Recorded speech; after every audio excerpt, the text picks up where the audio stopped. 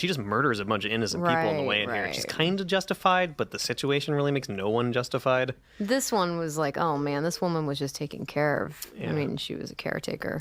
This lady her name is Helen, and our only artistic goal was for her to make her look as much like a mom as possible. Is that what moms look like? I guess so. Right? That's a mom. We just shot everyone's mother. Yeah, we shot the generic idea of a mother. But it's like, Clementine did not need to come in here and get AJ. There's no reason she needed AJ specifically. There's no reason she had to be the one to take care of AJ. Right. But she sort of just like needs him emotionally because AJ is the only survivor of all the previous seasons. Right.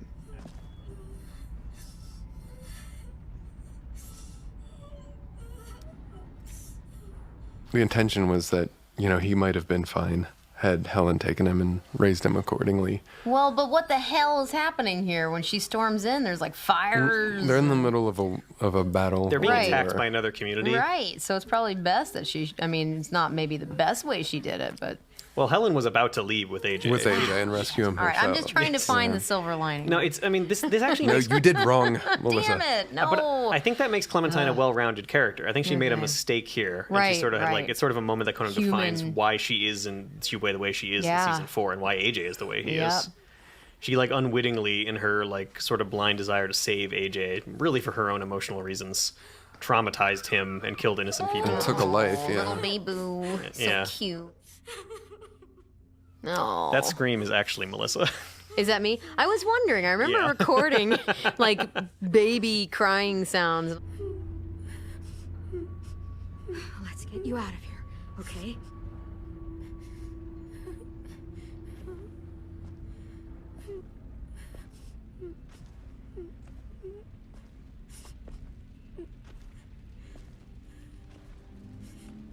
Yeah, the sequence just sort of rides on the emotion, like, and it's, I don't know, I love this whole scene. Thanks. You did good, Yeah, Chris. you did. This was one that was really, where it's like you have to, I don't know, it had to be like just right, and I don't know if I did it or not, but I ended up authoring the cinematics myself just because I wanted to like sit in this weird feeling of guilt and what the fuck is happening, and where you know, what did I just do? Did I just do the right thing? Am I about to do the right thing? Am I even capable of raising this little boy? He's so tiny. I know, look at him. The scene has this really good flow from like all this like raw, these like nightmare blood murder fest. And then you get to AJ and it's just like quiet and slow, and Clementine's like, oh, I guess I have a baby now. I guess I killed everyone to get here, and this is what I have to do, and I have no plan past this moment at all. No pressure. Better just go forward. And this shot specifically, where she just sits there in her silence. I love this shot. I remember being like, this is definitely going to get cut. And then, yeah. I stood by your crazy vision, Chris. Thanks, Kent.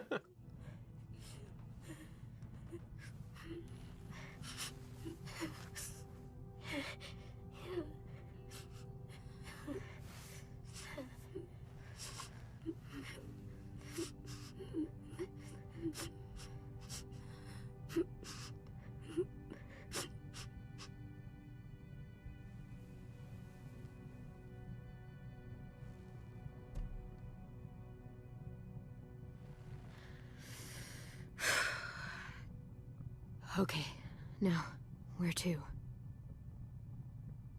Can't go back to Richmond. This whole area is a war zone. Gotta... There's a bit here where Clementine makes up the catchphrase. She makes up "never go alone." This is where we see that Clementine's like parenting method for AJ, where she's like making up these rules for him and stuff. She didn't obviously like she didn't learn that from anybody. She just like, oh, what do I do with the baby? I guess I'll teach him rules. And it's just because you see her like being really fallible in the scene. I think it does a lot for rounding her out. Right here, you see her wince after she says the line. Never go alone.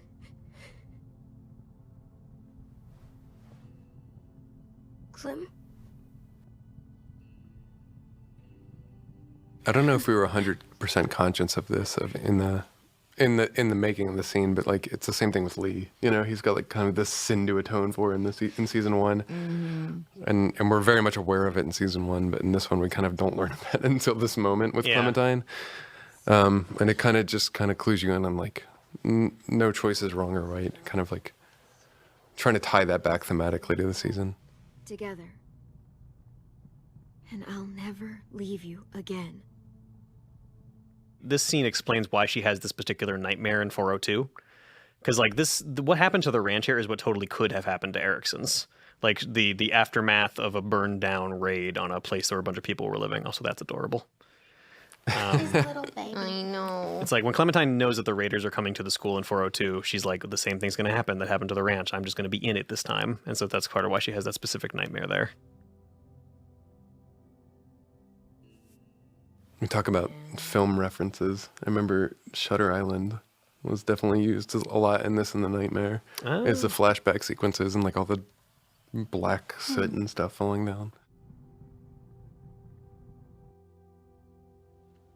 The thing that made the ranch sequence sellable to me as like the crazy idea was actually the difference between this shot and the next shot. It's like Clementine goes, I'm never gonna leave you alone ever again. It's a shot of baby AJ by him, but like there. And then you cut to AJ alone. That was a big thing. Is like I remember there was a big That demand. emotional handoff. Yeah, there's a big demand from the fans to see what happened at McCarroll Ranch, and it was like, why is this relevant to the story now? And it was Right. actually putting it here between these two scenes. It was like we see now how this relationship kind of started, you know?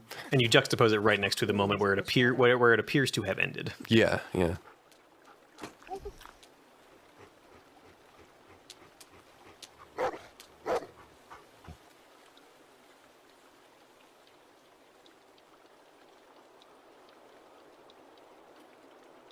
So AJ has his own dialogue I know, system. it's like cuter. It's in cuter some and it way. moves around and you have to move the stick up and down to do it. It's kind of floating. And it's our kind of idea. And it also, notably, it's written in his perspective instead of objectively. Right. Like if this was a Clementine choice, it would be dogs can talk. But instead it's AJ internal. So he says, I wish dogs could talk. It's the idea that you only have sort of like, you have slightly less control over AJ than you over Clementine because he's sort of volatile in his brain.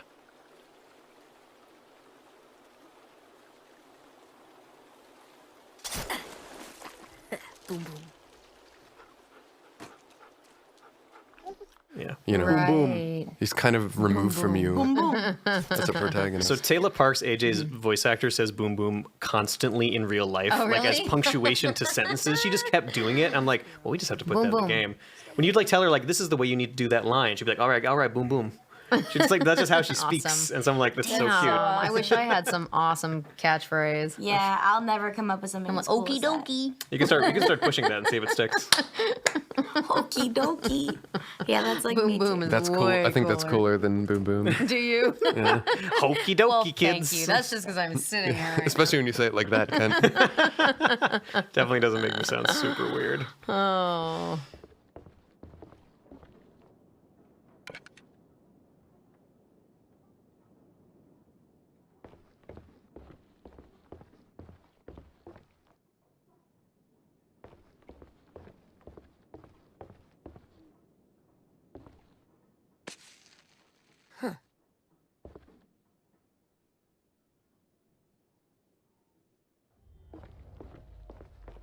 We also Exactly. experimented with putting AJ on the other side of the screen. Do you remember that? I do remember that. I remember many reasons why it didn't And then work. it felt terrible, so we stopped doing it. Yeah, the Clementine's always on the left third, and so we're like, okay, we'll Oh, shift it up. We'll put interesting. AJ on the right third, and he is on the right third in the home walking sequence still. I Yeah, think. yeah, in the next scene. But we're gonna do that all the Oh, time. But that's not the way video game language works. Oh my god, it's Boom, the hat. Boom boom. There it Somehow, is. somehow it's dry enough to float on top of the Yes, water. of course. So you cannot succeed at these QTEs. They are all fails automatically to raise the tension. I think I saw somebody restart the game. Yeah, Oh, I When think they John thought the they Bomb missed did. the hat, and it's just Poor because they thing. knew there was an achievement called getting Clem's hat.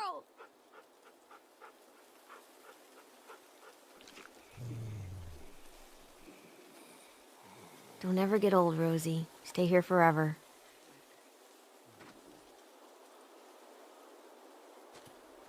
On here's poor Zombie 10, who also looks amazing. This is an Yeah. incredible looking character model. Crap. Wow, he made it all the way back. Do you think they have some kind of homing, like, Call of the Wild walker? I don't know. All I know thing? is we put in a bunch of ambiguous things, so you can't really figure out which way walkers work.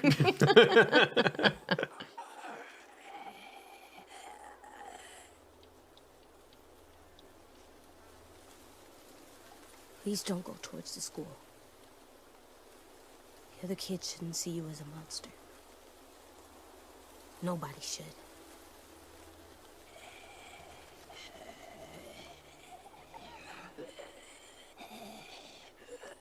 I love the opposite scene of this, where Ten is alive and he comes back and he's just like really apologetic for getting Lewis or Violet killed. And they have this cool little scene where like Ten basically has an existential crisis where he realizes he's been fucking up for so long he needs to make a change in his life. Right. And it's such a special little scene where just like two little boys just talk about life or death in the woods, and it's just really quiet and cool. I think it might be one of my favorite scenes in the whole series. Wow.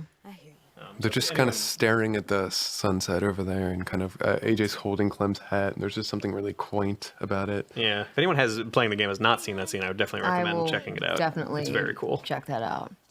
It's definitely one of my favorite choices in the game too, where it says like, "I'll teach you how to kill," or some people are just supposed to be artists. Yeah. That's a good scratching spot. I think it is. Oh, wow. You found her hat. It found me. Okay, hon. I'm gonna go check on a sim over at the rabbit trap. We're dancing with this sort of internal, like, we're kind of not letting the audience know if Clem's still alive. Mm-hmm. But the actual thing that justifies AJ being sad is that he thinks Clem is bedridden. That was a hard. It was very tricky because we didn't want to outright lie about AJ's emotional state, right? Right. There had to be a reason for why he seems a little melancholy. Because he knows Clem's alive. It actually works a little better on this side because he had clearly just seen 10 dead, I think. Yeah, so that Right. that makes a good reason you'd be sad. Yeah.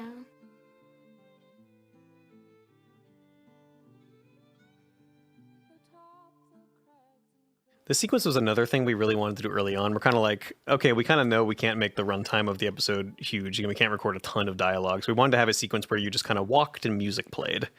Kind of like just trying to find a way for like it just to be just music and visuals and like a little bit of interactivity. That's And we kind of like, I knew we wanted to play Take Us Back. We literally deliberately named the episode Take Us Back after the famous ending of season 1 song that everybody remembers, makes everybody cry, makes them think about Clementine and Lee. So finding a reason to use that in the season here for this sequence, I think it turned out really well. That Leaf also returns from the teaser trailer for the entire season, which was a special scene made just for the trailer where Clementine and AJ sit on a bridge and like look at a zombie. Row your boat. Yep, the row your boat thing. Like so that scene is technically not canon, but it still kind of exists in the continuity because that Leaf is here. Right.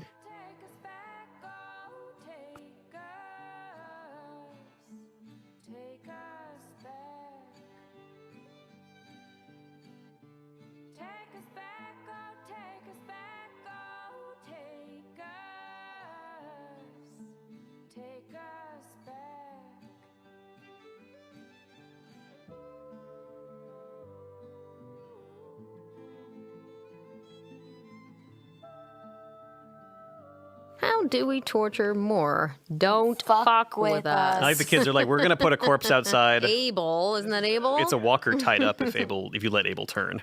Oh, okay. So that choice mattered. Abel is either dead or is a zombie forever. This was a fun reveal, like trying to figure out how do we see everybody's alive again. Look at Willie. Just Willie was up in the climbing tree, down just the tree. resetting those traps. Apparently, I guess he puts the rocks up there. Creeks and mounds of empty houses are songs like falling rain. Wind-blown buildings, muddy ground.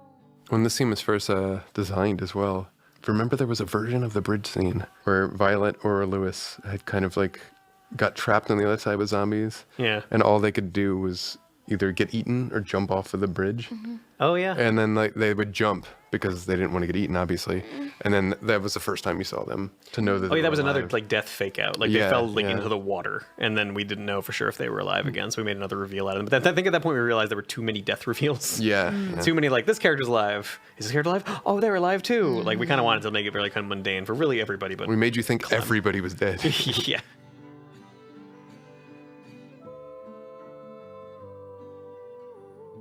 Hello, fellow kids.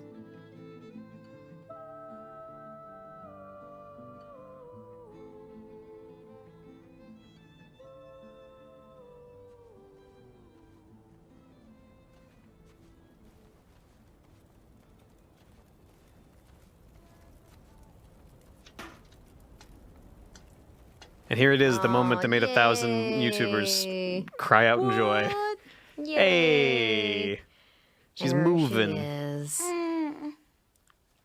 Oh. Aww. That's adorable. Easy there. You're out of bed. You're walking. And you have wood arm legs. Crutches. Crutches. I found your hat. It was in the creek down by the shack. I thought I wouldn't get it, but Rosie jumped right in and got it out of the water. It's all wet now.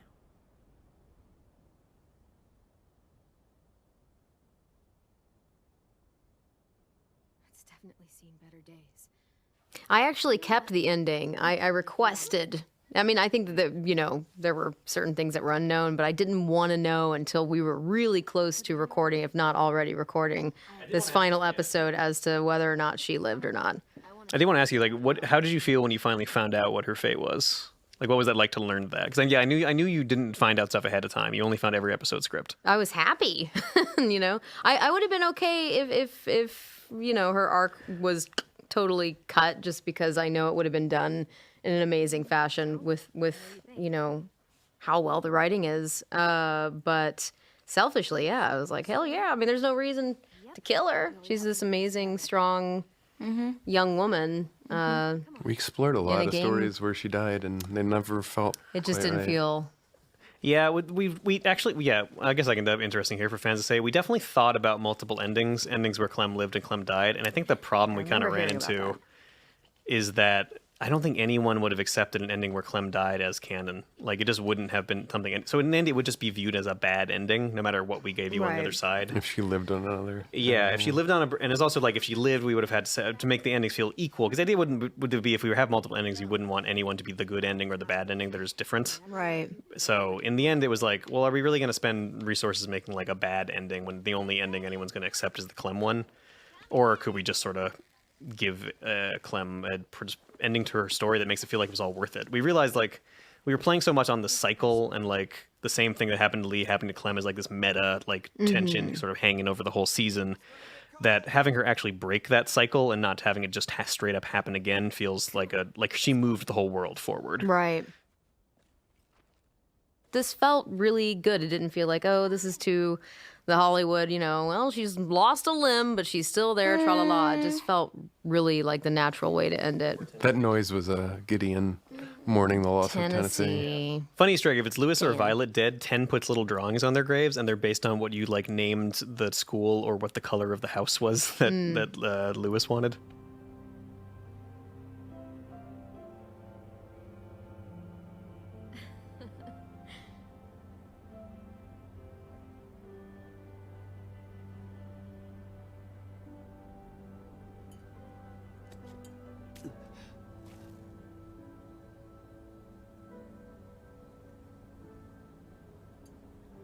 Oh, is this the famous burp scene? This is the famous burp that's scene. that's my voice over kryptonite. Although Jack, I stuck with it and I drank enough bubble water that I could Yeah, get something I had out. to fake burp because I don't know how. I can't even. My fake burps are horrible. I can't even we pull got it off. almost every actor had to to burp fake for this burp. scene. Even the ones who don't like end up burping, I think we got like Omar's actor to burp and the Sims actor to burp. I think we had everyone to burp. I'm not sure they all actually play in the final product, but we got like everyone to burp. It was really wacky. I always Yeah. wanted to do that thing that kids would do in elementary school. They Swallow burp air. the ABCs. Oh yeah. And they can just do it. Who does that? I never knew how to do that. Yeah. No. But you know what? That's okay.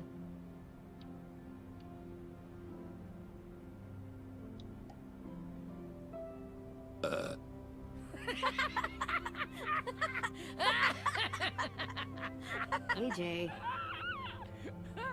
What? It's good. Seconds, please. I learned watching every actor kind of try to burp in this whole cast that it's a very specialized It skill, is a this burping thing. specialized skill. I don't know if I'm breaking sag here, but I remember Ray Chase, who played Marlon, could not whistle. So I got the stunt whistle for when I can. Yeah, I know, right? for when he whistles You have for. the union after you. I do. I can whistle. I can do the whistling. Well, we're not bragging here, Melissa. Oh, I've been bragging the whole time. Idiot.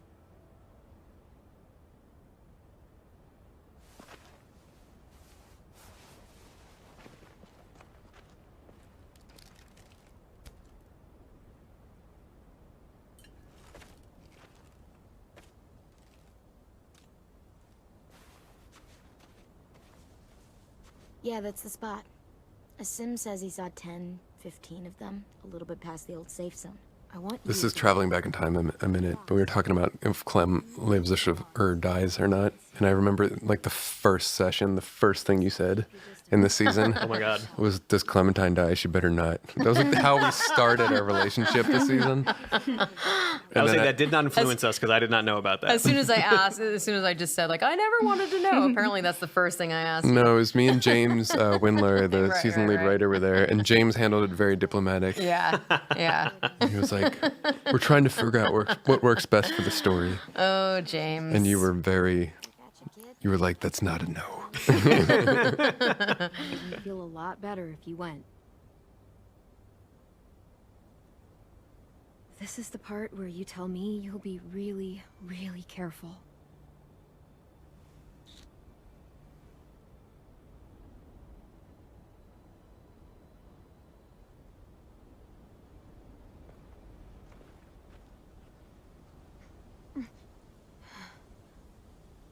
You okay? Just getting tired.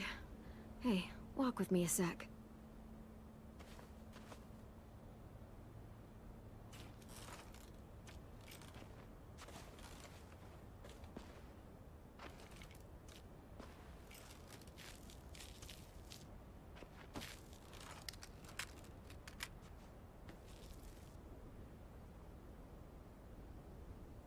Katja.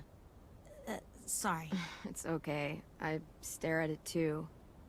If it was just you and me alone out there, and I was like this, I don't know if I'd make it too. How the hell did AJ get her out of that barn and back Well, to Ericsons? You can find the written answer to that on Reddit by Mr. Michael Kirkbride, our season designer. Really? Yeah, He, in response to fan criticism, wrote a big essay called "How I Protected Clem" by Alvin Jr. Oh my, Oh my god. and it's written in perfect AJ. It's written in AJ Oh my speak. God. It's really good. That's All right, amazing. I'm checking that out. I'll send you a link. Oh, I love her. It's nice to note that they're sitting in the same places that Marlon and Brody, who were the previous kind Yeah. of rulers of the school, were sitting in the first episode. They're like in the exact same spot, and they have Rosie between them again.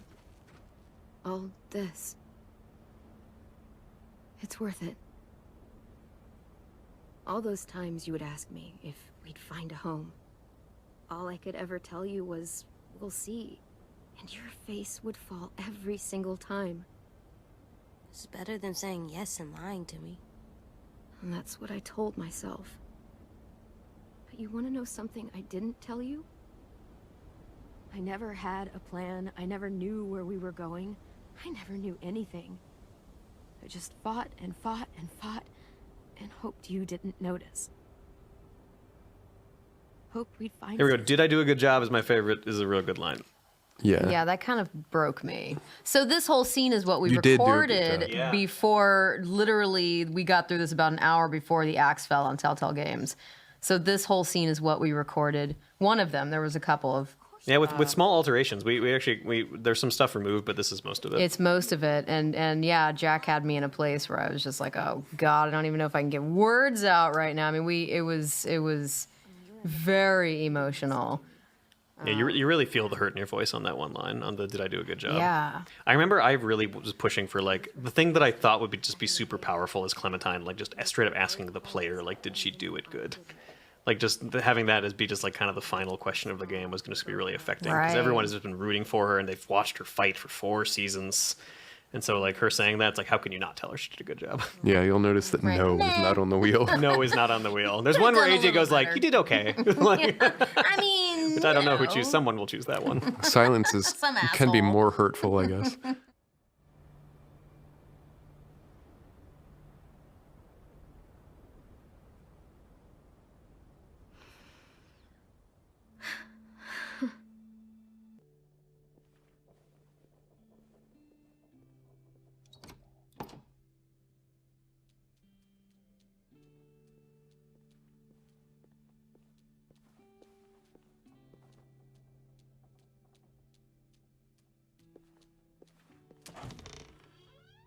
The credits hallway.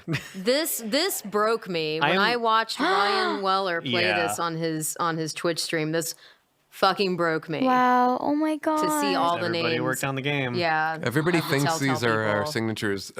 I can speak for myself, at least, and my signature's not that cool looking. These were all Everybody has the these are all mustache. Joyce Oh wow. made these for us. Yeah, it's amazing, and I think it's really awesome that Skybound like put that in there. This was is cool putting that there. incredible.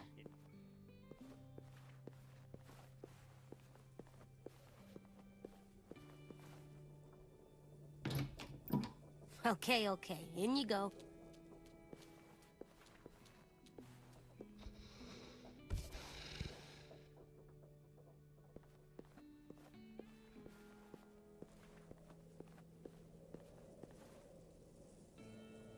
You're so cool, Disco Broccoli. We're clicking on Disco Broccoli several times. There's a thing in here that we have to. I'm sure I know the world's seen it, We but have you have to to do see this. it again, and you have to talk about it. One day, in just a random Slack channel, I don't know why we were talking about Blade Runner, but Michael Kirkbride, again, master of the AJ voice, just wrote a pitch-perfect parody of the final Tears in the Rain Blade Runner speech, but as AJ. And I just copied that thing verbatim from the Slack channel and put it in the voice script. Oh, nice. And I hid it under a bazillion clickables with Disco Broccoli. Can you see through those? They look like glasses, but So many beautiful angles of Disco Broccoli. I know. In all his glory. Some might say not enough beautiful angles of Disco Yeah, Broccoli. not enough. Here it is. So, and also, I believe, Chris, you had the cinematic artist Yeah, shoot this exactly like in the movie. shot for shot, Rutger my Hauer and Harrison God. Ford. And I it's have- even better when you cut back to Disco Broccoli. And I have yet to see a fan just take out all the shots of Disco Broccoli and replace them with Harrison Ford, or vice versa. And I am disappointed that This that's is not happened yet. hilarious. The fan community has let me down until that someone does that. Oh, Clem tried to guilt me about. All those moments will be lost in time, like tears in Omar's stew. Time to die, Marlon.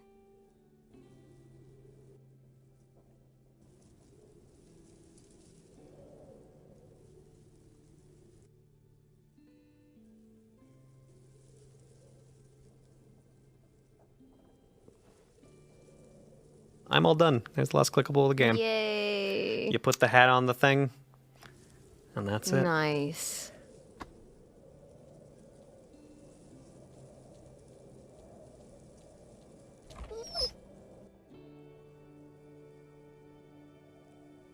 I'm coming. So good. There it is. Yay!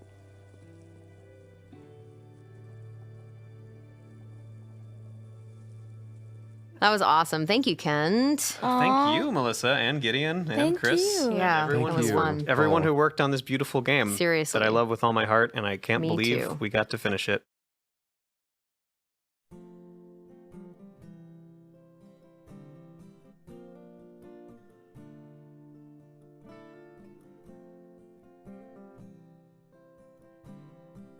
One last thing, I just want to get to the AJ lessons. These are the best. I think Kirkbride also wrote all of these. Some of these in here are really amazing. I like try not to burp or fart at dinner, but sometimes you can if you still think it's funny. These are all based on the various many things you've said to AJ over the season, like always aim for the head. Not nice to take Can we go back to the violet? Can I see the violet? I can one? show. All right, on your request, I will show you Violet.